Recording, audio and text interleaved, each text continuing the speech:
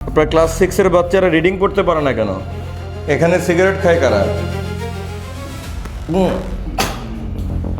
কারণ আপনি কি মনিটরিং করেন? আপনার ছাত্ররা এখানে বসে সিগারেট খায়, ওই যে এখানে ফিল্টার পরে আছে সিগারেটের, ওখানে ফিল্টার পরে আছে, তাহলে আপনি কি মনিটরিং করেন? আর বাথরুমের যে অবস্থা, সেই অবস্থা, এগুলো কি ব্যবহার করার মতো উপযুক্ত?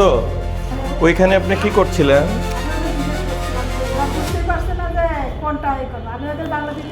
আচ্ছা, এবার প্রধান শিক্ষক সাহেব বলেন যে আপনার ক্লাস 6 এর বাচ্চারা রিডিং পড়তে পারে না কেন?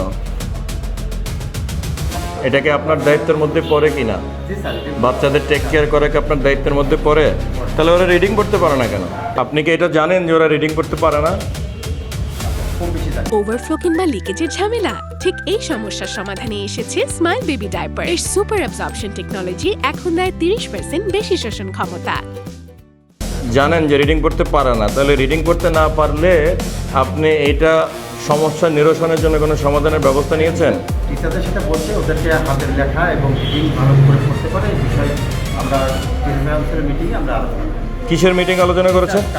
টিচার্স কাউন্সিলের মিটিংয়ে। কবে মিটিং হয়েছিল? এই আপনার গত মাসে করলাম, ঈদের আগে। ঈদের আগে মানে কোরবানি ঈদের আগে? কোরবানি ঈদের আগে করলে তাহলে এখনো বাচ্চারা পারে না কেন?